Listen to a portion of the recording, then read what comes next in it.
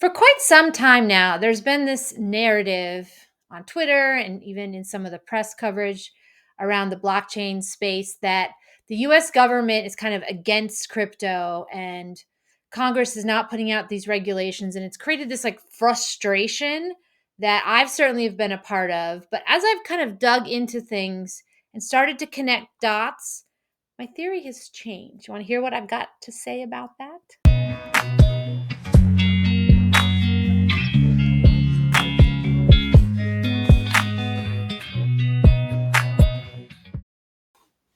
Hey, welcome to the show. Molly here. Today, we're going to talk about my new revised theory about what's really going on with the lack of regulation and how this fits into the global economy, specifically this de-dollarization process. So, just to start with US regulations or lack thereof around crypto, you know, the crypto blockchain space is not new. It's been around for 10 years.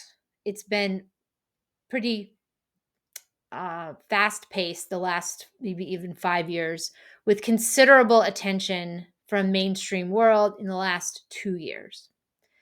It doesn't take that long to write regulation. We've often seen that the government can react very quickly to things. They have tons of people, including like lobbyists and special interest groups, that will write the legislation for them. Now, I'm not advocating or saying that we should have that happen here. I just know that it doesn't take years to craft some regulations. We also know that the US government is beholden to the people who fund their campaigns. This is not new. This is not a secret. The influence of lobbyist groups is extraordinary. We also even saw through the FTX SBF saga that there was a regular amount of payoffs going to politicians to give him access to things. So that just leads to this narrative that if you want something done in Congress, you can just influence the right people and make it happen. So, if the broader business community, the technology industry, for example, really wanted regulations around blockchain, they know how to get them. If the banking industry, the financial services industry, which I just read this article this morning talking about how each separate sort of large bank has their own blockchain slash crypto slash digital asset initiatives going on in different capacities. They've been working on this for a long time. I have no doubt that if they wanted regulations, they could get them. Okay, so it's not that the government doesn't know how or doesn't have bandwidth. And it's not that the people who want to have influence don't. There's something else behind this. Like, I'm a very logical person. I also like to connect dots. I was an analyst for a long time, and I often had to look at things that were going on in one industry and apply them to another one to make recommendations around advertising, actually. So let's leave this Congress thing for a second. Separately, we have this other issue that has been covered widely, which is this global movement away from the dollar. You can call it de-dollarization.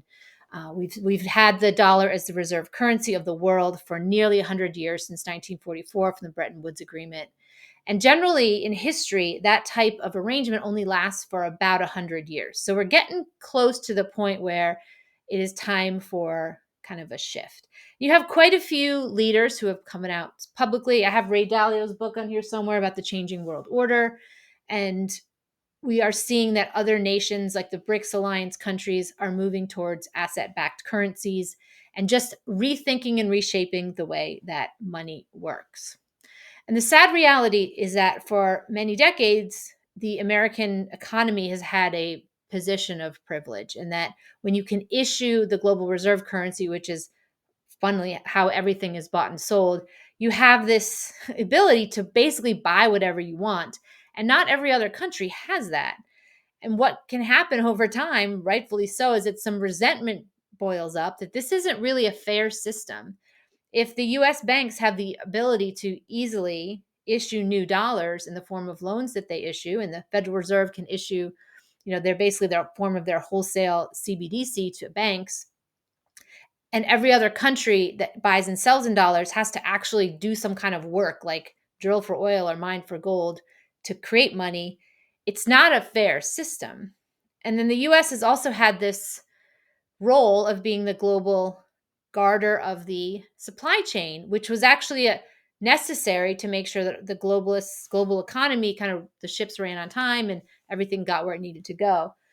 But over time, that position was abused, and if you didn't support the US political agenda or you did not support the use of the dollar for all of these transactions, there were serious consequences. I've talked about this before on this channel. And it kind of looks like we were headed toward this point where at some point, some of these nations that were at a disadvantage were going to probably lose their patience and say enough's enough. We could very likely have ended up in another World War III situation. So let's just, for argument's sake, say that is true, and that if the trajectory of dollar dominance had continued and the cracks in the world grew wider and the tension mounted more, we saw this kind of split, and it led to sort of a world war situation, and people saw that coming. What could you do about it?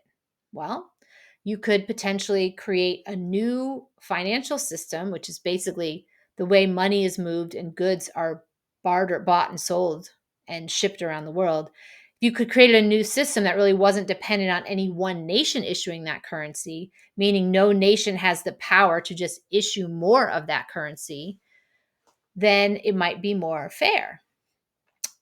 Well, that sounds like a good plan, right? And this is sort of where the idea of these asset-backed currencies has come from, in that while you can find new assets and create new assets, one country doesn't have the monopoly over that. Like everybody who has land and can produce goods and grow food and drill for oil, like any nation has the ability, for the most part, to pony up some kind of asset that they have created or produced in some way.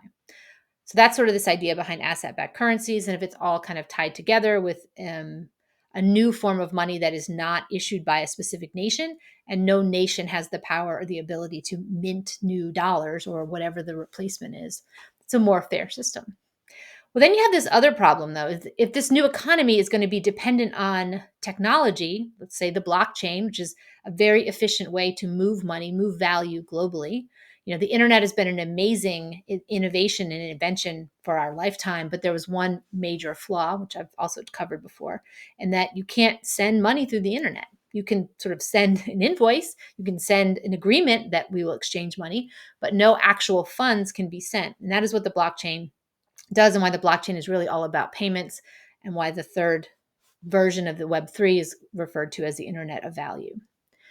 So if that's the case, and we're going to have a very tech-centric money system in the next version, well, some nations that are very advanced technologically, like the United States, which I live here, we have an advantage. Like, we have a lot of money, we have a lot of technology like available to build things and program things and create new things. So if you were one of these other nations that was excited to have this sort of more level playing field where you weren't at an inherent disadvantage because you couldn't issue the dollar, you were kind of going to still get left behind if the American economy and the American technology sector, which has always been a leader in innovation, if we kind of dominated this too, like, would it really be all that fair? And I don't know if fair in this case is really all about being nice, or as much as keeping the peace and ensuring that if everyone feels like they have the opportunity to have a seat at the table, does that dramatically reduce your chances of a world war? It's a good question.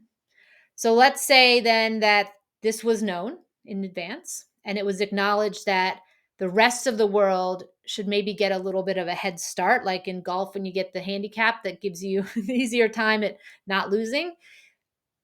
What if that was sort of the plan, where the rest of the world migrated onto these new systems, maybe changed their currencies to something that's asset backed, had the opportunity to have some tech innovation in the blockchain space in their countries because the United States was told to just chill for a little while?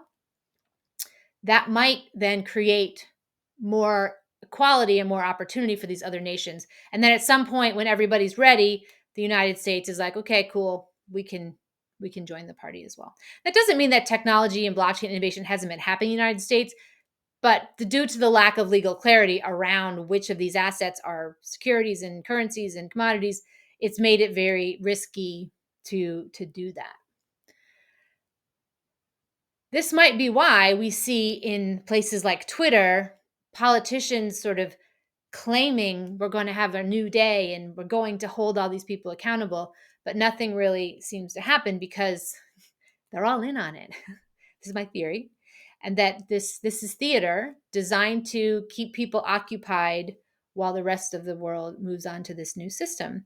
And we may wake up one day and find that the currency exchange rates that have changed dramatically in the last year might become more widespread. So for example, for a long time, if you had a dollar, you got multiple, actually the exchange rate, like the pound was stronger than the dollar. Like you got more than $1 for a pound. And the same thing with the euro. The euro was always a stronger currency. I think, yeah, you want to go to Europe, it wasn't 1-to-1. So if we see them all 1-to-1 now, that means that there isn't really a difference in the currencies, right? So if $1 buys one British pound, buys €1, buys €1, buys one whatever, they may have different names, but functionally they have the same value. You could, in theory, exchange one for the other, and it doesn't really matter. So now you have this system where kind of have a one world currency without really calling it that. Now, while I used to have concerns about that because there's sort of a dystopian angle to that, in this capacity, it just means that there's going to be a very different arrangement for trade, and many nations that were an inherent disadvantage might have a shot at being a little bit more equal in the global marketplace.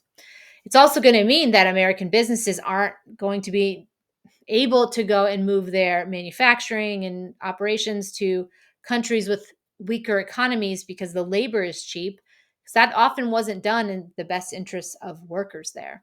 Now, I have heard the analogy that, sometimes companies move into places they don't even have running water and electricity, and they bring in like a factory to make stuff. And now all of a sudden they bring in those resources and that benefits the people there.